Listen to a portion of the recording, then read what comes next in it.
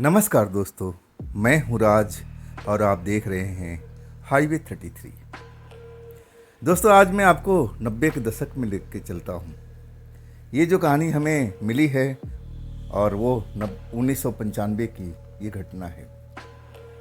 सुनील सुनील की ये कहानी है। सुनील का उम्र लगभग 22-23 साल का था। मजदूरी करते थे। और सुनील की कहानी जो है ना, बड़ा ही बचपन की दर्दनाक है। सुनील की जो माँ थी ना, जब सुनील 3 साल के थे तब उनकी माँ गुजर गई थी। पहला ही संतान थे। अब इसके बाद उनके पिता की दूसरी शादी भी हुई और तब से उन पर अत्याचार अब होने लगा था। खैर, उनके जो पापा थे ना, राजमिस्त्री का काम करते थे और आप सुनील से प्यार भी करते थे, आते थे सुनील को अब जो भी है प्यार करते थे, मोहब्बत करते थे। लेकिन जो उनकी नई माँ थी, सुनील की माँ ना, वो पसंद नहीं करती थी सुनील को। ये अक्सर सौतेली माँ में देखा जाता है, सौतेले पापा में भी देखा जाता है। तो ये कोई नई घटना नहीं है। लेकिन जैसे तैसे सब कुछ सहते हुए सुनील जी बड़ा हो चुके थे।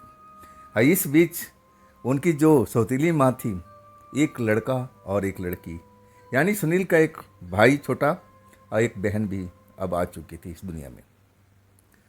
सुनील की जो बहन थी ना, जवान हो चुकी थी, शादी की अब जोग हो चुकी थी।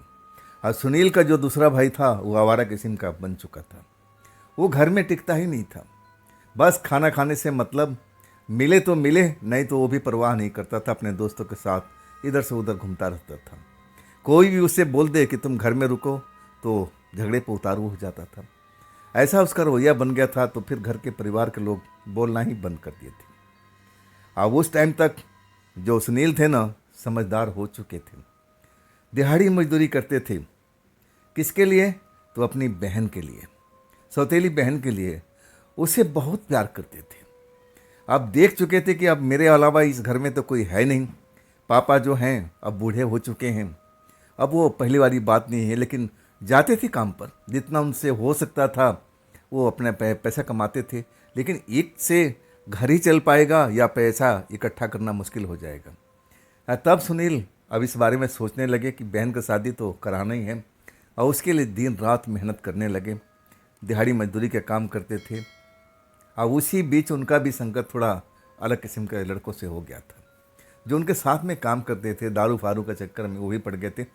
लेकिन अपनी दिहाड़ी वो कभी छूते नहीं थे। जो भी पर डे की दिहाड़ी मिलती थी ना, सीधा ले जा कर के अपनी सौतेली माँ को नहीं देते थे। अपनी जो छोटी बहन थी, जिसकी शादी करना चाहते थे, उसके हाथ में पकड़ाते थे। रोज़ का नियम था कि बहन, इसको तू सहेज के रख, तेरे शादी के लिए सब पैसा जमा कर रहा हूँ। बहन भी जब समझती थी कि यही मेरा बड़ा भाई है, यही मेरा शादी करा सकता है तो करा सकता है, नहीं तो जो हमारा सगा भाई है वो तो आवारा बन चुका है, पिता से घर का खर्चा चल पाता है, तो आखिर मेरी शादी कैसे होगी, वो भी समझती थी। और सुनील को बचपन से ही वो प्यार करती थी। सुनील उससे लाड़ प्यार करते थे, गोद में खेली हुई थी। तो एक तरह से अपने भाई पर बड़ा अभिमान था सुनील पर कि यही भाई मेरे नैया पार करा सकता है, इस घर को आगे बढ़ा सकता है। अब सुनील भी अपने जो कर्म था वो कर रहे थे। लेकिन थोड़ा सा अब उनका जो सोहबत था ना, मैं बताया ना, गलत लड़कों को साथ में हो गया था। दारू वारू भी थोड़ा पीने लगे, ठेके पर जाते थे और थोड़ा बहुत अब पैसे भी जो ओवर टाइम का मिलता था एक्स्ट्रा, वो खर्च करते थे। शरीर थका होता था तो उनके दोस्त कहते थे कि 2-4 पैक पी ले और फिर देख, आराम से नींद आएगी। अब एक तरह से धीरे धीरे उनको ये आदत सी लग गई थी। लेकिन मजाल, वो दिहाड़ी का पैसे चाहे कुछ भी हो जाए अपने बहन के हाथ में देना नहीं भूलते थे। अगर वो ओवर टाइम नहीं करते थे तो उन पैसे में से दारू नहीं लेते थे, बिना दारू के रह जाते थे। लेकिन मजाल नहीं कि उस पैसे को छू दे। और बहन भी अपने भाई से यानी सुनील जी से अब बहुत ही मोहब्बत करती थी। खाना पीना हर चीज़ का ध्यान रखती थी। और उसी बीच एक घटना उनके साथ में घटती है। सुनील जी शाम के टाइम था, अपना काम से छुट्टी लेकर के, शाम हो चुकी थी, और अपना ठेके की तरफ चल देते हैं कि चलो भाई, थोड़ा बहुत अपना पी पा करके आराम से थोड़ा शरीर का जो दर्द है कम हो जाएगा। दिन भर तो मेहनत मजदूरी करते थे। और वही ठेके पर पहुंचते हैं। जब वहाँ पहुंचते हैं ना और जो दारू लेके चलते हैं, तब एक जवान लड़का उनके साथ हो जाता है। अरे रुकना भाई, रुकना भैया, रुकना भैया। सुनील जी रुक जाते हैं, कहते हैं हाँ बोलो भाई, बात क्या है? दारू पीनी है तो देखो मेरे पास में तो इतना ही है, तुम्हें लेके आना पड़ेगा। मेरे पास में नहीं है, ना मेरे पास में पैसे हैं तुम्हें देने के लिए, मुझे तो माफ़ कर देना। उनको लगा कि कोई अब ऐसे ही शराबी है, अब उसके पास में पैसे नहीं है, तो कई लोग ऐसे करते थे, अब मांग भी लेते थे। लेकिन सुनील ने मना कर देख, नहीं भाई, मेरे पास में इतना ही है जिससे मेरा ही काम चलेगा, और मेरे पास में पैसे एक्स्ट्रा नहीं है कि मैं तुम्हारे लिए दारू खरीद सकता हूँ, मुझे तो माफ़ करना। और तब वो लड़का हंस के कहने, अरे नहीं भाई, ऐसी बात नहीं है, मैं आपसे एक मदद मांगता हूँ। सुनील फिर समझ गए कि दारू नहीं तो फिर पैसा मांगेगा। कहने लगे, नहीं भाई, मुझे उम्मीद मत रखो, मैं तुम्हारा कोई मदद नहीं करने वाला। मैं तो एक दिहाड़ी मजदूर हूँ, सुबह से लेकर शाम तक काम करता हूँ, मेहनत करता हूँ, तब मुझे जाकर दिहाड़ी मिलती है, और वो पैसे मैं अपने बहन के हाथों में देता हूँ। मुझे उसकी शादी की जिम्मेदारी अब निभानी है, और मेरे पास अब इतना पैसा नहीं है कि मैं तुम्हें देख सकूँगा। नौजवान फिर हंसने लगा और कहने लगा कि दोस्त, मैं आपसे पैसे नहीं मांगा, ना आपसे दारू मांगा, बस आपसे एक छोटा सा मदद मांग रहा हूँ। आप मेरी मदद कर दोगे ना तो मैं आपको बहुत सारा धन दूंगा, बहुत सारा पैसा दूंगा। जब पैसे की बात करता है तो सुनील आंखें फाड़ फाड़ कर देखने लगते हैं।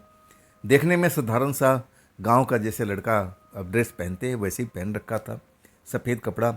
उम्र 24-25 साल की होगी। सुनील से कुछ बड़ा ही दिख रहा था। कहने लगे, भैया ये मेरे साथ में कोई मजाक करना चाह रहे हो, मेरे साथ में कोई गेम खेल रहे हो? तो भाई वक्त नहीं मेरे पास में, किसी और को ट्राई करो, मुझे तो बस जा रहा हूँ, दारू पीऊँगा, अपना घर चला जाऊँगा। लड़का उनका रास्ता रोक देता है, कहता है कि नहीं भाई, मैं आपसे मजाक नहीं कर रहा हूँ, जो बोल रहा हूँ और उस पर आप ध्यान दो।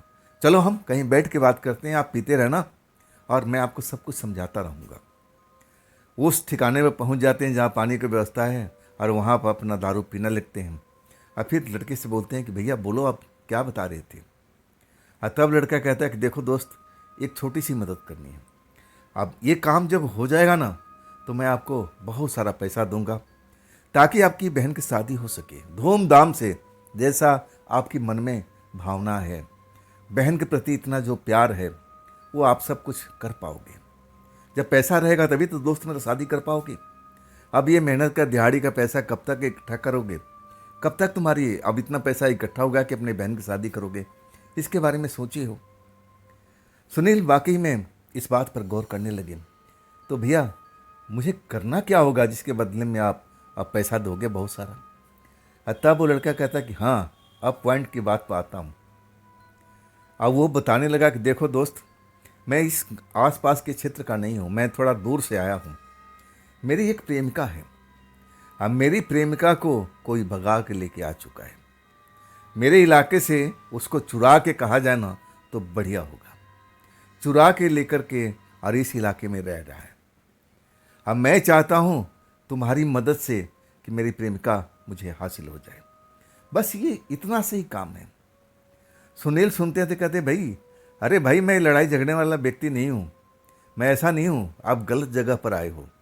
अरे आप जाओ, पुलिस में जाओ, थाना में जाओ, कोर्ट जाओ, कचहरी जाओ, आप वहाँ जाकर के मुकदमा करो, मुझसे क्या उम्मीद रखते हो? भाई लड़ाई नहीं करता मैं मुझे तो माफ़ कर देना, मैं लड़ाई झगड़े में बिल्कुल नहीं पड़ता हूँ। तब वो लड़का फिर उनके सर पर हाथ थपथपाता है कि शांत रहो, मैं तुम्हें लड़ाई झगड़े की बात नहीं कर रहा हूँ। तब सुनील कहते हैं, फिर मैं कैसे तुम्हारी प्रेमिका को छुड़ा पाऊँगा? भाई जिसने तुम्हारी प्रेमिका चुराया है, ये तुम्हारी प्रेमिका कोई खिलौना है कि तुम्हारे घर से कोई चुरा करके और उसको लेकर के छिपा के कोई रख ले? तब लड़का थोड़ी देर चुप रहता है, सुनील की तरफ देखता है और कहने लगा कि हाँ, आप ऐसा ही समझ लो। सुनील समझ नहीं पाए थे और कहने लगे, भाई देखो, अब ये पहेली मेरे साथ में तो बुझाओ नहीं, वक्त का अब जो तकाजा है कि मुझे जल्दी घर भी जाना है, और देखो काफ़ी अंधेरा हो चुका है, अब जो भी बोलना हो साफ बोलो ताकि मुझे समझ में आए। तब लड़का कहता है कि आप ऐसे नहीं मानोगे, अपने जेब से कुछ पैसे निकालता है और सुनील के हाथों में पकड़ा देता है। वो पैसा देकर के सुनील की आंखें फटी की फटी रह जाती। वो तो नोटों की गड्डी है, करारे करारे नोटों की। सुनील इतना सारा पैसा कभी देखे भी नहीं थे। अब पैसा अपने हाथ में पा करके उस लड़के की तरफ देख रहे, भाई ये पैसा तो है, लेकिन ये आपने मुझे क्यों दे दिया? मैंने तो आपका कोई काम नहीं किया है। तब लड़का कहने लगा, आपके मन में जो शंका चल रही थी मैं उसको दूर करना चाहता था। ये तो एडवांस है, इतना और पैसा इससे भी ज़्यादा मैं दूंगा जब आप मेरा काम कर देंगे। सुनील आश्चर्य से उस लड़के की तरफ घूर रहे थे। पैसे की लालच मन में आ चुकी थी। सपना अब उनका जैसे साकार होने लगा कि अरे मैं तो इतने पैसे में धूमधाम से अपनी बहन के लिए शादी जो करना चाहिए मैं करूँगा। मन में सारे सपने तैरने लगे थे।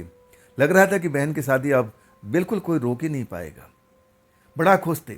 कहने लगे, दोस्त मुझे करना क्या है? वो आपकी प्रेमिका रहती कहाँ पर है? कौन उनको चुरा के लेके आया है? तब वो लड़का कहने लगा कि घबराओ मत दोस्त, आज आप जाओ, अपने घर पर जाओ और अपना खुशी मनाओ। इतना सारा पैसा आ चुका है आपके पास में, अपने बहन के दो और शादी ब्याह का जो भी है आप तैयारी करो। हम आपसे मिलते रहेंगे बीच बीच में, मैं बताता रहूँगा कि आखिर हम कहाँ तक पहुँचे हैं। पहले मैं उसको पता तो लगा लूँ, है तो इसी क्षेत्र में, लेकिन कहाँ पर है उस चीज़ को मैं पूरी तैयारी कर लूँ, जांच लूँ, परख लूँ, और तब मैं आपको लेके चलूँगा। सुनील जी अब थोड़ा अजब अजब दृष्टि से उसको देख रहे थे कि कहीं लड़का पागल तो नहीं है। इतना सारा पैसा मुझे एडवांस में दे दिया और उसका प्रेमिका का पता भी नहीं है कि आखिर है कहाँ।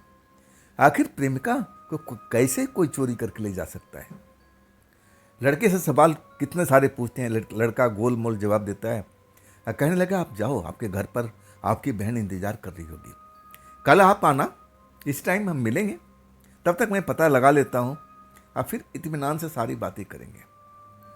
सुनील बड़ा खुश हो जाते हैं। घर पहुँचते हैं, नोट के गड्डी अपने बहन के हाथों पकड़ा देते हैं। इतने सारे पैसे देख करके बहन की आंखें भी चुंधिया जाती। भैया इस पैसा कहाँ से लाए? कहीं डकैती कोई चोरी वोरी तो नहीं की ना? सुनील कहते, नहीं नहीं बहन, मैं ऐसा तुम्हें लगता हूँ क्या? मैं ऐसा नहीं हूँ। तब तक उनकी सौतेली माँ भी आ जाती है और उनके पापा भी आ जाते हैं। कहाँ से लाया सुनील पैसा, ये कहाँ से लाया? तब कहते हैं कि मैं अपने दोस्त से अब मांगा हूँ, मदद मांगा हूँ, मेरे दोस्त ने दिया है। कहा है कि अपने बहन को धूमधाम से शादी करो, शादी की तैयारी शुरू कर दो, और इतना तो कम है और भी पैसा देगा, जरूरत पड़ेगी तब। सच कहे ना, बहन की आंख से आंसू बहने लगा। खुशी के मारे अपने भाई से लिपट जाती है। कहती है, भैया मैं तो उम्मीद ही छोड़ रखी थी कि मेरा भी शादी कभी हो पाएगा, लेकिन आज मैं अब जान चुकी हूँ कि दुनिया में कोई सबसे बेस्ट भाई है तो आप हो। घर का जो वातावरण है ना, जब पैसा आ जाता है एकदम बदल जाता है। जो सौतेली माँ उनसे नफरत करती थी बचपन से लेकर अभी तक, वो उनसे प्यार करने लगती है। और पापा तो प्यार करते ही थे, उसमें कोई दो राय तो था नहीं। अब उनका जो छोटा भाई है, जो नशे में इधर उधर भागता रहता है, वो भी जान लेता है कि हमारे घर में इतने सारे पैसे आ गए हैं, तो वो भी अपने भाई के पीछे पीछे घूमने लगता है। भैया ये करना है, भैया वो करना है। समझते थे सुनील, उसको भी कुछ पैसे दे देते थे, देख अपने दोस्तों के साथ घूमना बंद कर दे, अब हमारी बहन की शादी है और शादी की तैयारी करते हैं। अब शादी वादी का दिन रखा जाता है। लड़का तो पहले ही देख चुके थे। अब उसके बाद अभी वक्त था 3-4 महीने का। तब तक सुनील अपना काम करना बंद नहीं करते। जो दिहाड़ी करते थे उस दिहाड़ी में जाते हैं काम करने के लिए, उसी ठेके पर जाते हैं और वहाँ से शाम को जब दारू लेके चलते हैं, उस स्थान पर बैठ कर के जहाँ दारू पीते थे वो पी रहे थे, तभी वो लड़का आ जाता है। स्वागत करते हैं उस लड़के को। सुनील, अरे आओ भाई आओ, मैं आप ही को याद कर रहा था, पता चला आपका प्रेमिका का कि कहाँ पर है? तब वो लड़का मुस्कुरा के कहने लगा, हाँ कुछ अंदाज़ा तो हो चुका है। तब फिर देरी किस बात की है? मुझे क्या करना होगा दोस्त, आपने बताया नहीं। तब लड़का कहता है कि देखो मेरे दोस्त, मैं पूरी बात तो आपको बताया नहीं, लेकिन आज मैं आपको छिपाऊंगा नहीं। चाहे आप मेरी मदद करें या ना करे। हाँ, मैं इतना तो ज़रूर आपको कर दिया हूँ कि आपकी बहन की शादी धूमधाम से हो जाएगी। मुझे पैसे की चिंता नहीं है, लेकिन मैं अपने बारे में सब कुछ आपको सच बताऊंगा। अगर आपका ईमान कहता है कि हाँ ये काम करना चाहिए, मैं आपके साथ ज़बरदस्ती नहीं करूँगा कभी भी, ना ऐसा कोई दबाव भी डालूंगा, ना वो पैसा लौटाने के लिए कहूँगा। अगर आपका ईमान करता है तब ये मेरे साथ में साथ देना, और नहीं तो आप अपने घर पर और मैं अपने घर पर।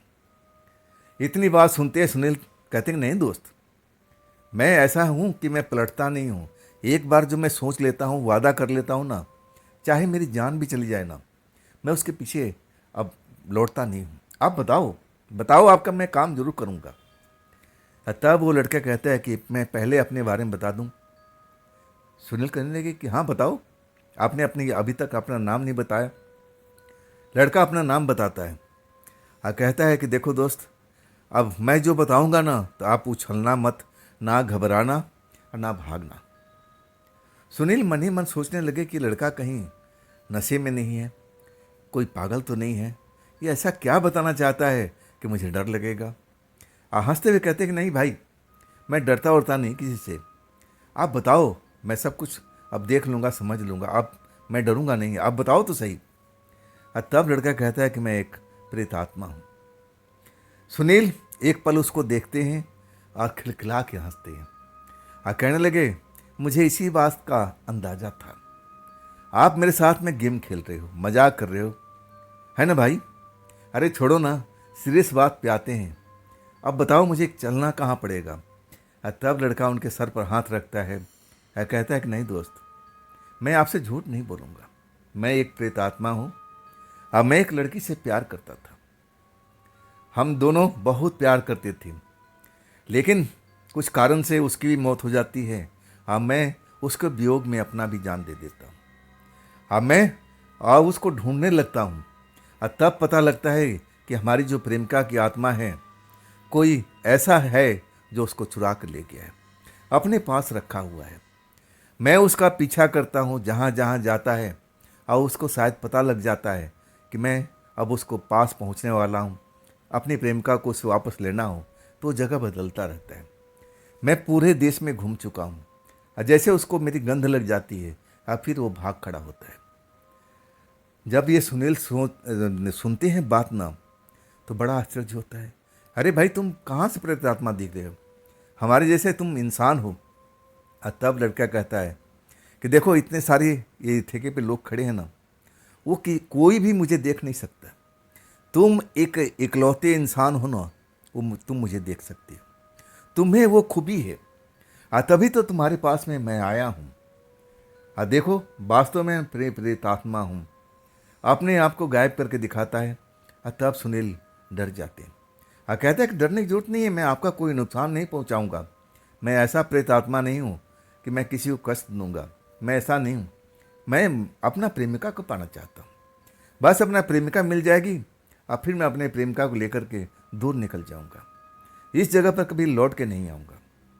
वाकई में सुनील जी डर चुके थे और लड़का बार बार कहने लगा कि नहीं, आप मुझसे डरो नहीं, आपको डरने की कोई ज़रूरत नहीं है, बस मेरी मदद कर दो ताकि मेरी प्रेमिका मेरे पास में आ जाए। वाकई में उस लड़का बता रहा था कि आप ही इकलौते शख्स हो जो शख्स के पास जा सकते हो और शख्स आप पर शक नहीं कर सकता। आप में वो खूबी है, अगर मैं जाऊंगा तो दूर से मेरी गंध को पहचान लेता है और भाग खड़ा होता है, और आप इस चीज़ को पूरी तरह से हैंडल कर सकते हो। सुनील जी सब बात सुन रहे थे, डर भी रहे थे और सोच भी रहे थे क्या ये मैं कर पाऊंगा। तब कहते हैं कि वो शख्स कौन है। तब कहते हैं वो लड़का, वो भी कभी एक मांत्रिक था, तांत्रिक। अब समझते हो ना तांत्रिक किसको कहते हैं। तब सुनील कहते हैं जो झाड़ फूक करते हैं वो। तब वो लड़का कहता है कि हाँ भाई वही, लेकिन वो मांत्रिक था, उसकी बुरी नज़र थी लड़कियों पर। अब वो बुरी नज़र रखता था, अपने सिर्फ फायदे के बारे में सोचता था, दूसरे को भला से कोई मतलब नहीं था। उसकी भी मौत हो जाती है, वो भी प्रेतात्मा बन जाता है, लेकिन अच्छा नहीं, बुरा प्रेतात्मा। अब मरने के बाद भी वो जो आत्माएं मरती थी ना, जो नई लड़की मरती थी, जवान लड़की मरती थी, और उस पर उसकी कुदृष्टि लगी होती थी कि वो आत्मा कहाँ है। उसको पकड़ता था उस आत्मे में, उसमें उतनी शक्ति थी, इतनी पावर थी कि वो आत्मा को काबू कर लेता था और फिर अपनी हवस मिटाता था। जब सुनील सुनते हैं बात को, बड़ा गहरा धक्का लगता है। कहते हैं कि ऐसा कैसे हो सकता है भाई, मरने के बाद में ऐसा कोई कैसे करेगा। तब वो लड़का कहता है कि हाँ भाई, ये मेरी प्रेमिका के साथ चल रहा है, मैं अपने प्रेमिका को उससे मुक्त कराना चाहता हूँ और आप मेरी मदद करो। तब सुनील थोड़ा डरे भी रहते हैं। फिर लड़का कहता है कि आप डरना नहीं, मैं आपके साथ हमेशा खड़ा हूँ, लेकिन उसके पास मैं जा नहीं सकता। मैं दूरी रहूँगा ना, तभी उसको गंध मिल जाएगा कि मैं आ चुका हूँ, और वो मेरी प्रेमिका को लेके फिर दूसरी जगह पर भाग जाएगा। मैं थक चुका हूँ, आप मेरी मदद कर दीजिए। सुनील जी कहने लगे कि बताइए, मैं कैसे आपके प्रेमिका को छुड़ाऊँगा, आपकी प्रेमिका मुझे कहाँ नजर आएगी। तब वो बताने लगा कि मैं उस जगह को जानता हूँ और उस जगह पर बड़ा अंधेरा है और वो अंधेरे में रहना पसंद करता है। और वहाँ पर मेरी जो प्रेमिका है, एक थैला है उसके पास में, और थैले में डब्बे में बंद करके रखा है। और जब ज़रूरत होती है तब वो डब्बा खोलता है और उसमें से मेरी प्रेमिका बाहर निकल जाती है और उसके साथ गलत हरकत करता है, हवस मिटाता है और फिर वो डब्बे में वापसी बंद कर देता है। बस वो डब्बा ही गायब करना है। आप उसको थैले में से कोई सामान को नहीं छूना है, सिर्फ वो डब्बा उठा करके आप सौंप दीजिए और मेरा काम हो जाएगा। वाकई में बड़ा ही, अब ये जो काम था ना, डर वाला था। सुनील जी कहने लगे अगर मैं जाऊंगा तो क्या मुझे देख सकेगा वो। तो कहने लगा हाँ, आप भी उसको देख सकते हो, देखने में एक साधु की तरह दिखता है। आप उसको नज़दीक भी जाओगे ना तो लगेगा नहीं कि कोई प्रेत आत्मा है, ऐसा ही रूप रंग अपना बना कर रखता है। बस किसी तरह से उसके थैले पर आपको हाथ साफ करना है।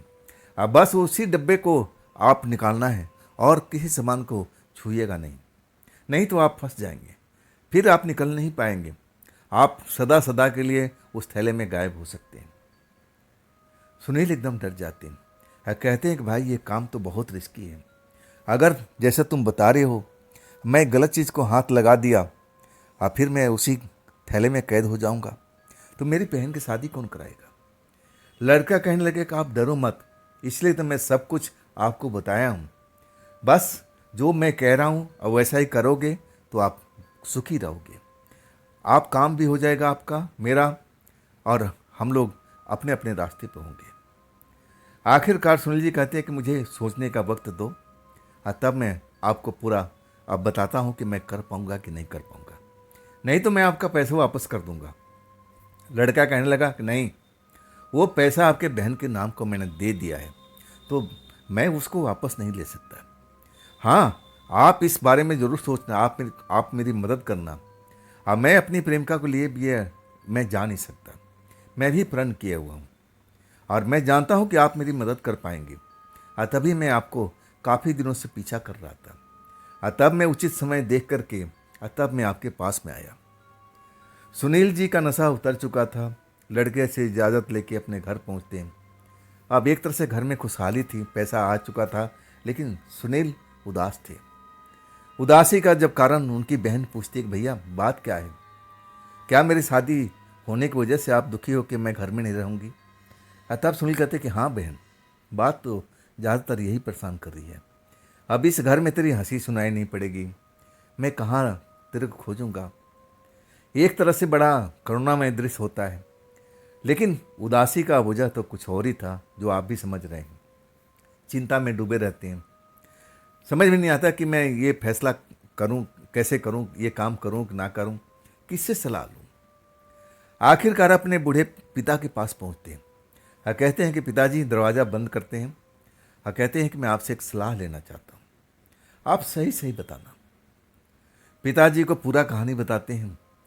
तब पिताजी कहते हैं कि हाँ, तेरे में वो शक्ति है, तेरे को मैं एक तांत्रिक के पास में ले गया था, जब तू छोटा था ना तेरे को दौरे पड़ते थे, तू चलते चलते बेहोश हो जाता था, गिर जाता था और बड़बड़ाता था।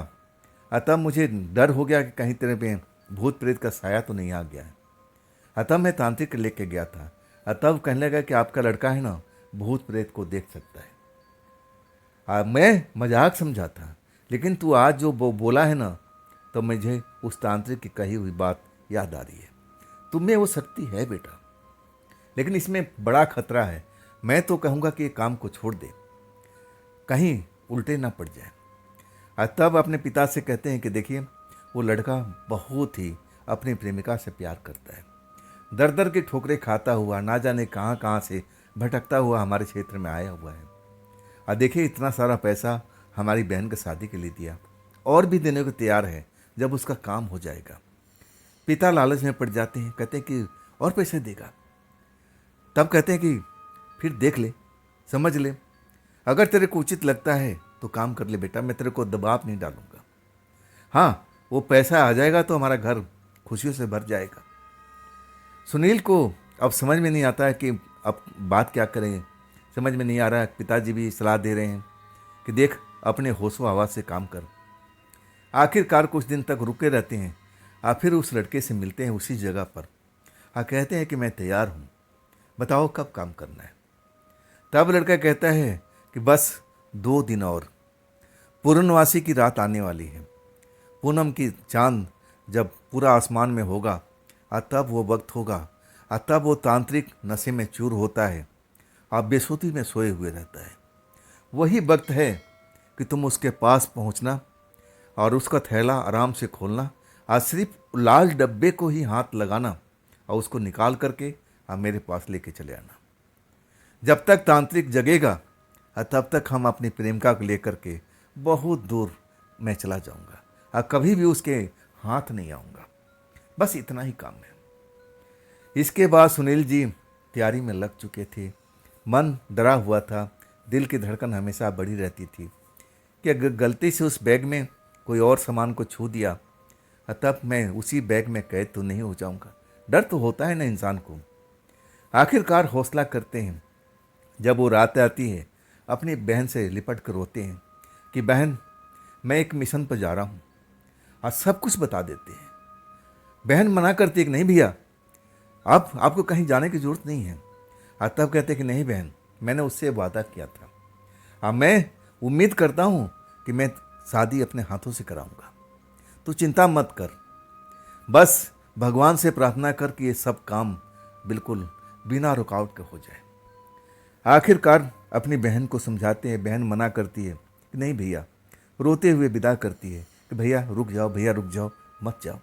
लेकिन कहते कि नहीं बहन, मैं उस लड़के से मैंने वादा कर रखा हूँ, अब मैं वादा कभी तोड़ता नहीं हूँ, मुझे जाना ही होगा। देख, भगवान से प्रार्थना कर कि सब काम बड़ा मज़े में हो जाए, अब मुझे कोई कष्ट तकलीफ ना मिले। इसके बाद उस जगह पर जाते हैं। लड़का अब जगह बता देता है कि देखो, इस खंडहर में जाना है और वहाँ पर जाओगे ना, वो तांत्रिक जो है, मांत्रिक, अब अपने असली रूप में जैसा पहले था, अब वैसे ही आपको दिखेगा। बड़ी बड़ी दाढ़ी, सफ़ेद सर के बाल, बड़े बड़े काला वस्त्र धारण किए होगा और नशे में चूर होकर के खराटे मार रहा होगा। थैला उसका काला थैला है और बगल में लेके सोता है। बस उसको थैले में हाथ डालना है और चांदनी रात है, आपको तो नज़र आ ही जाएगा कि लाल डब्बा कौन है। बस लाल डब्बा को पकड़ना है और उल्टे पैर वापस आ जाना है। जब तक जगेगा तब तक हम लोग इस जगह से काफ़ी दूर चले गए होंगे। धड़कते हुए दिल के साथ उस खंडहर में पहुंचते हैं सुनील जी। वाकई में वो जगह बहुत डरावना था। वो जगह ऐसा था कि दिन में भी कोई जाए ना, वो भी डर जाए, ऐसी जगह पर वो खंडहर था। वहाँ पहुँचते हैं, जब देखते हैं कि हाँ, चांदनी रात में ऊपर आसमान में चांद आया हुआ है और बस नीचे झाड़ के नीचे वो सोया हुआ है। वैसे ही जैसे हुलिया बताया था लड़के ने, वैसे ही दाढ़ी बढ़ी हुई, बाल बढ़े हुए, काला वस्त्र धारण था, बगल में काला थैला अब जमीन पर रखा हुआ था। धीरे धीरे जाते हैं और वो जैसे खराटे ले रहा हो। जा कर के थैला खोलते हैं। चांद की रोशनी में अब देखते हैं कि लाल डब्बा कहाँ है। थैला का मुंह बड़ा करते हैं और तब ऊपर ही लाल डब्बा उनको मिल जाता है और किसी चीज़ को छूते नहीं हैं। बस उसी लाल डब्बे को आराम से निकालते हैं और धड़कते हुए दिल से कि कहीं जाग गया फिर मुश्किल हो जाएगा। खराटे भर रहा है। उल्टे पैर धीरे धीरे बिना आवाज़ किए बिना शोर किए हुए और लौटते हैं। दिल की धड़कन बढ़ी हुई है। अगर वो जाग गया तो सारा खेल खत्म, मैं भी मारा जाऊंगा। अब फिर ये आत्मा उसके कब्जे में आ जाएगी। ये आखिर इस लाल डब्बे में आत्मा को कैसे रखा है? लेकिन ये सोचने का वक्त नहीं था, ये फर्ज को पूरा करने का वक्त था। उल्टे पैर लौटने के बाद में जब देख लिया कि मैं उस जगह से दूर आ चुका हूँ, तब वो सीधा होते हैं दौड़ते हुए उस लड़के के पास में जो काफ़ी दूर है, वहाँ पहुँचते हैं। लड़का उनको देखता है और कहता है कि बस आ जाओ, जल्दी आ जाओ, जल्दी आ जाओ, देर मत करो। जाते हैं, लाल डब्बा उस लड़के को पकड़ा देते हैं कि भैया अपना अमानत, और मैं अपने घर जा रहा हूँ। और तब लड़का अपने जेब से वैसे एक नोट का बंडल देता है कि लो भैया, जाओ अपने बहन की शादी करो। आपने मेरा कितना बड़ा काम किया है, आप सोच भी नहीं सकते थे। लड़का रोने लगता है और तब कहते हैं कि भैया इस डब्बे में आपके प्रेमिका है, कैसे इसमें आ सकती है? और तब कहता है कि मैं यहाँ पर नहीं खोलूँगा, ये लाल डब्बा लेकर के मैं जा रहा हूँ, आप मुझे जहाँ जाना है मैं चला जाऊँगा, आप चिंता मत करो, मेरी प्रेमिका इसी डब्बे के अंदर में है। अगर मैं यहाँ खोलूँगा तो मामला गड़बड़ हो जाएगा, आप जाओ, निकल जाओ। और देखो, भूल करके भी इस जगह पर कुछ महीने तक बिल्कुल मत आना, नहीं तो आपका गंध का पीछा करेगा। आज जाते ही आप नहा लेना, अपने वस्त्र को दूर फेंक देना, जला देना। लेकिन ऐसा अब बिल्कुल मत करना कि यही वस्त्र पहन करके आप अपने घर में रहना, नहीं तो आपका गंध से पीछा करते हुए आपके घर तक पहुंच जाएगा, अब फिर आपके लिए दुखदायक होगी। जैसा बताया था उस लड़के ने, अब वैसा ही करते हैं, बाहर ही नहाते हैं, कुछ वस्त्र तो अपना बाहर ही अब जला देते हैं। अब इसके बाद वो घर पहुंचते हैं, तब उनकी बहन राह देख रही होती है, सोती नहीं है, रो रो के उसकी आंखें सूज चुकी है।